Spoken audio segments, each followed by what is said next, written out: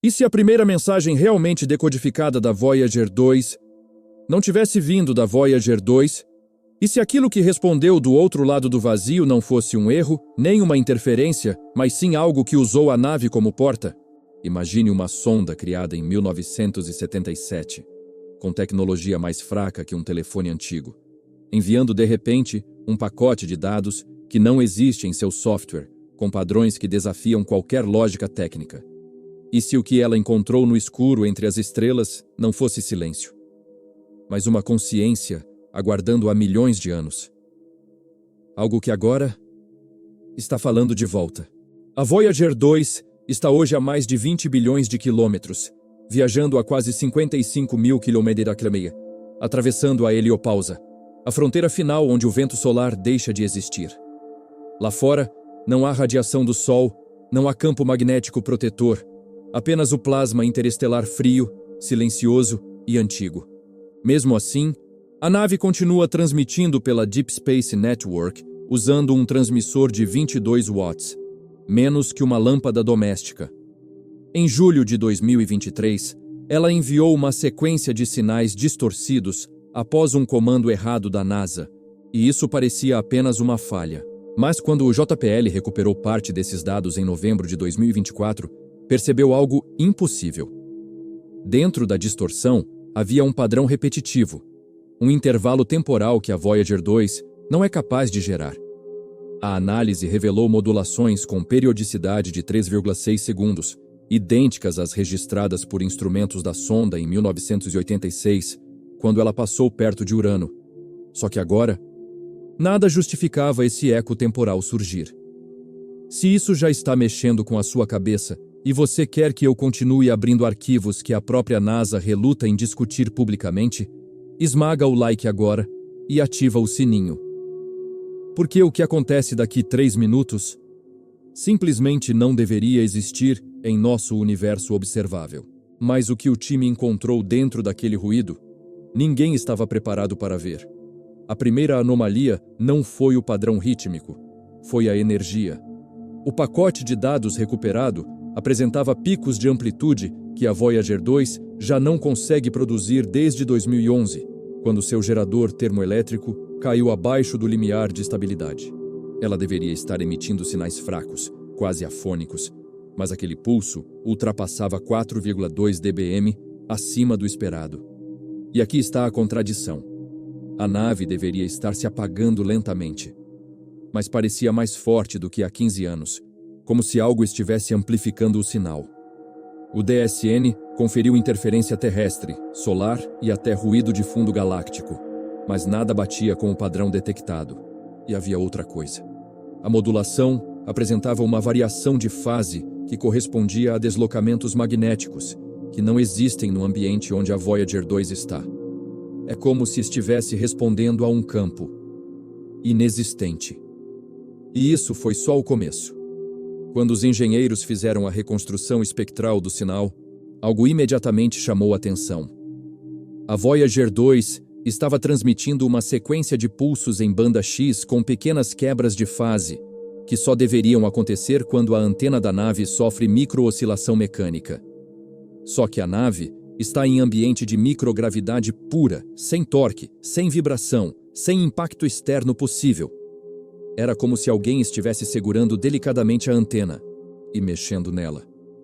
A análise de coerência revelou que 2 frequências apareciam repetidamente, 8,46 GHz e 8,42 GHz. A diferença é pequena demais para ser ruído, mas grande demais para ser uma flutuação térmica comum. É o tipo de assinatura que você veria se uma fonte externa estivesse modulando o sinal junto com a própria Voyager 2, como 2 vozes falando ao mesmo tempo dentro do mesmo transmissor. Só que isso não faz sentido físico algum. Espera, porque o que eu vou dizer agora não tem explicação dentro de nenhuma engenharia da Terra. E mesmo assim, está registrado nos dados crus, sem compressão, exatamente como chegou da Voyager 2. O pacote de transmissão decodificado contém instruções que não fazem parte do software da nave. Uma linha inteira de comandos que a Voyager 2 não tem capacidade de gerar, foi identificada dentro da trama do sinal. Como se alguém tivesse usado a nave como um terminal remoto. Lembra quando eu perguntei se a mensagem não veio da Voyager 2, mas através dela? Isso que você vai ver agora deixa essa hipótese ainda mais perturbadora. Os especialistas do JPL perceberam que os comandos embutidos no sinal correspondiam a códigos de arquitetura digital que não existiam em 1977, nem hoje. Eram padrões matemáticos autorreferentes, como se estivessem testando a própria estrutura do transmissor. Algo como um diagnóstico, mas não um diagnóstico humano. Era como se a nave estivesse sendo lida por fora. E o mais desconcertante, a frequência do ruído subjacente não batia com o ambiente do espaço interestelar. Era 11% mais alta, como se houvesse uma segunda fonte de radiação agindo por trás da Voyager 2, empurrando o sinal com força adicional. E aí veio o golpe final. A modulação desse ruído repetia um intervalo logarítmico, 1618, o número áureo. Não existe fenômeno natural conhecido que produza esse padrão de forma tão limpa. Algo estava criando uma estrutura de informação dentro da distorção. Algo deliberado. Algo que parecia observar. Quando compararam o sinal de 2024 com transmissões antigas, uma descoberta assustou todo mundo. Fragmentos da telemetria da Voyager 2 estavam sendo devolvidos para nós, com pequenas alterações como se fossem reenviados após passar por algum tipo de filtro desconhecido. Dados do encontro com Netuno em 1989 surgiram misturados com pacotes recentes, porém reorganizados em blocos de tempo invertidos. Em outras palavras, partes do sinal estavam voltando antes do comando original ser enviado. Isso viola todo o comportamento de assinaturas de eco no espaço profundo. E a parte mais estranha é que esse deslocamento temporal só aparecia em um intervalo, 3,6 segundos. O mesmo valor detectado nos primeiros ruídos. É como se algo estivesse usando esse intervalo como assinatura, ou marcação. Como se estivesse respondendo. E então, justamente quando parecia que nada mais poderia surpreender, um novo pulso chegou. Curto, intenso, impossível de ser um erro. O novo pulso continha algo que fez 2 analistas se levantarem da cadeira. Um gráfico idêntico ao padrão de campo magnético que a Voyager 2 registrou atrás de Netuno, só que com a curvatura invertida. Não era uma repetição. Era uma resposta. Como se aquilo que a nave encontrou estivesse devolvendo a leitura, corrigida, ou rebatida, ou espelhada. E aqui surge a pergunta brutal. E se o espaço interestelar não for tão vazio quanto pensamos? E se houver estruturas lá fora que interagem com informação, não com matéria? A partir de dezembro de 2024, o comportamento do sinal mudou completamente. Antes, ele apenas distorcia. Agora, parecia se adaptar. Quando a NASA enviava tentativas de recalibração, o retorno já chegava reorganizado em formatos diferentes, como se estivesse aprendendo. A amplitude oscilava seguindo padrões pseudo-aleatórios que, coincidentemente, correspondiam a séries matemáticas complexas, Fibonacci, Lucas e até sequências primais. E sempre em intervalos múltiplos dos mesmos 3,6 segundos. Era como se aquela coisa estivesse tentando se comunicar usando a própria Voyager 2 como ponte. Sequências longas começaram a surgir com assinaturas repetidas, quase como fonemas. E então, exatamente no momento crítico, veio o pacote que mudou tudo.